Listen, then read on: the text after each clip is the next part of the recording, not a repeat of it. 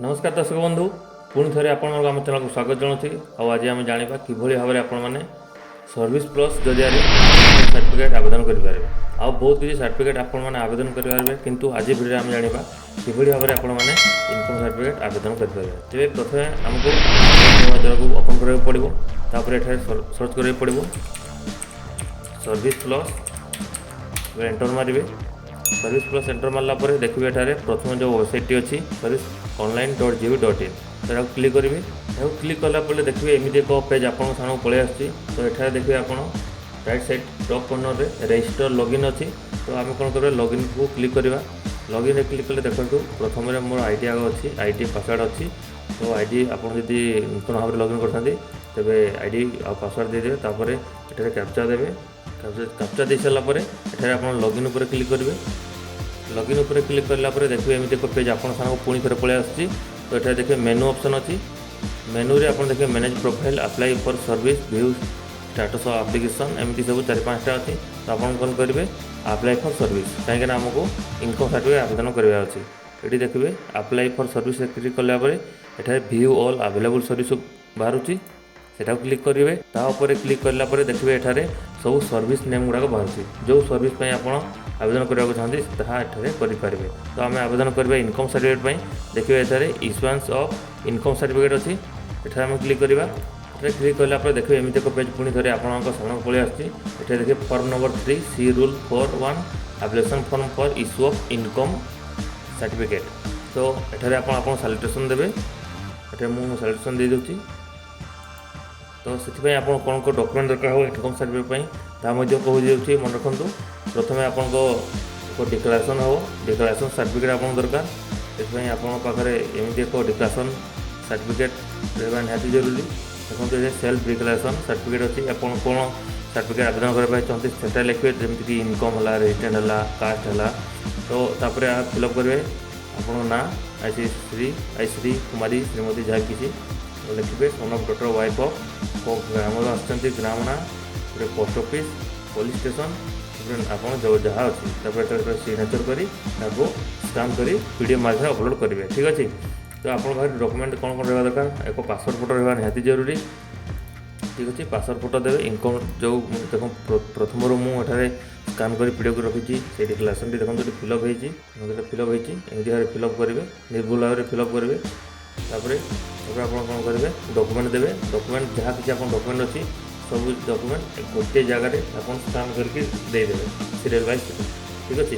गोटे गोटे कर देवेनि कहीं देखा असुविधा हुए। देखो जमी आधार कार्ड स्कान कर पटा दे पटा इनकम सर्टिफिकेट जरूरी ना किंतु आप देदेवे काले रिजेक्ट हो रिजेक्ट होना संभावना कम रही। ठीक अच्छे। तो आप कौन करेंगे ना देदेवे। आधार कार्ड जहाँ ना थी से ना अनुसार सब ये फिलअप करने चेष्टा करेंगे। ठीक अच्छे। तो प्रथम आप ना टाइप करेंगे, ना देदेली। तापर आप कौन देवे ये पासपोर्ट फोटो चूज करेंगे। तार पासपोर्ट आसीगला। तापर आप जेंडर चूज करेंगे मेल, मैट्रिक स्टेटस मैरिड। तापर एज देवे देखो केते वर्ष होइछि। आधार नंबर दे सारापर ये आप बापा ना देवे बापा ना। तापर माँ को ना।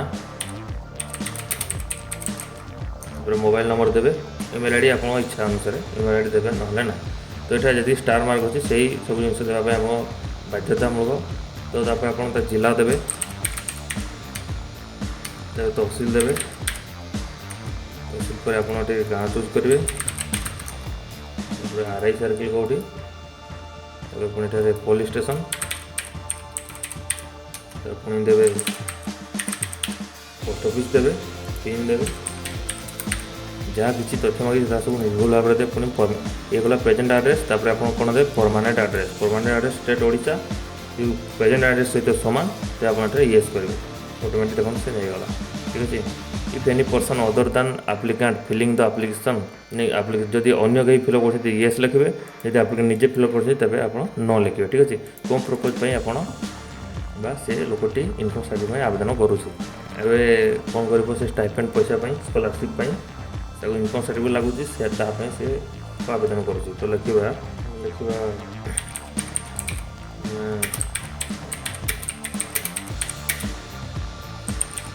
Higher study for my child.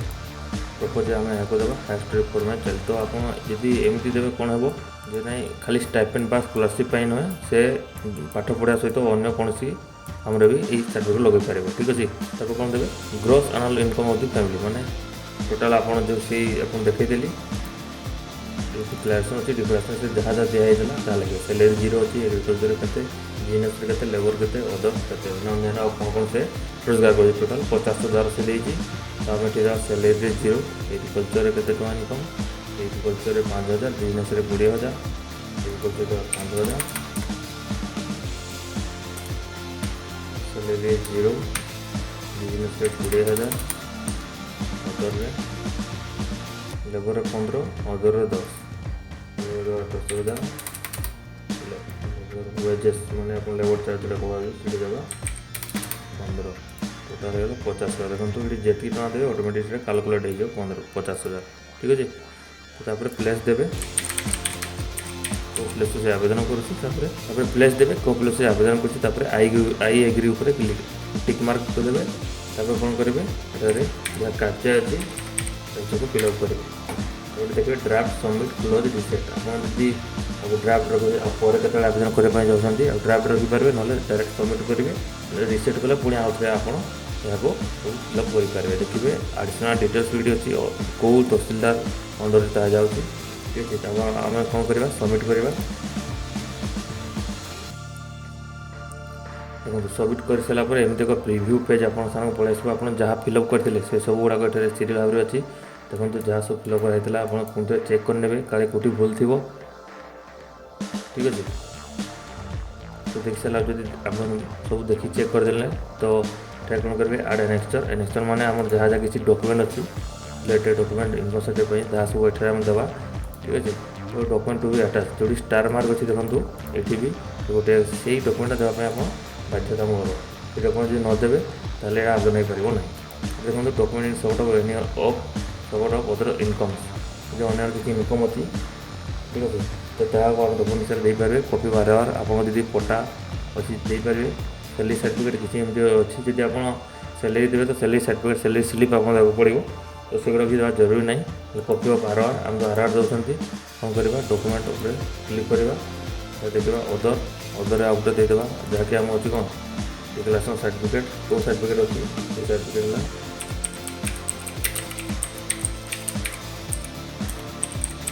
Income declaration choose कले पूरा क्लिक करवा देखो ये इनकम डिक्लेरेशन अच्छी ओपन करवा ठीक है देखो कौन कर सेव एनेक्स्टर उपर क्लिक करवा नेक्स्ट लिस्ट पलि आसी document to be attach copy of or other income declaration ठीक अच्छे आम सबमिट करवा देखो फर्म टी आमर संपूर्ण भाव सबमिट हो सारी देखो गोटे आप्लायमेंट फर्म पलि आसी लिखाई कौ तहसीलदार को जाइए कौ ना कौ जगह से आप्लाय कर रेफरेन्स नंबर पढ़ी केवे आवेदन होता आज आवेदन होती तो सर्टिफिकेट इनकम सर्टिफिकेट केवे से सर्टिफिकेट गवर्नमेंट गोटे रूल अच्छी टाइमलाइन अच्छी से टाइमलाइन भितर से आपको सर्टिफिकेट निहाती भाव में वेरीफाई करदे तो यहाँ आप चाहे पीडीएफ माध्यम रखिपारे मैं एक्सपोर्ट पीडीएफ करुँची जो आप्लायमेंट फर्म से यहाँ प्रिमियम कराया पड़े ठीक अच्छे ये हूँ आप आप्लिकेसन नंबर देखो EINC इनकम सर्टिफिकेट रेजिडेंट मैंने RES एमसू लिखाई ठीक अच्छे या कॉपी करेंगे आप देखो view status of application track application status को क्लिक कलापर एठार गोटे ब्लैंक पेज अच्छी देखो एप्लिकेशन रेफरेन्स नंबर ये आप पेस्ट करदे गेट डाटा देखो आज service expense of income certificate अच्छी एप्लिकेशन रेफरेन्स नंबर आपंकर केवे आवेदन करते देखो आज आवेदन करते सबमिशन डेट 12 ड्यू डेट केतने कही आपको 11/11/2024 भितर निहाती भाव में से सर्टिफिकेट वेरीफाई करदे डेलीवर करदे कौन स्टेटस इनिशिएटेड तो जिते आप सर्टिफिकेट संपूर्ण भाव वेरीफाई हो लिखा हो डेलीवर लिखा पर आप डेलीवर क्लिक कर सर्टिफिकेट व्यू कर डाउनलोड करेंगे प्रिंट करेंगे जदि आपको वीडियो डेभल लगे तेज वीडियो को लाइक करेंगे और चैनल को सब्सक्राइब करने जमार भूलें।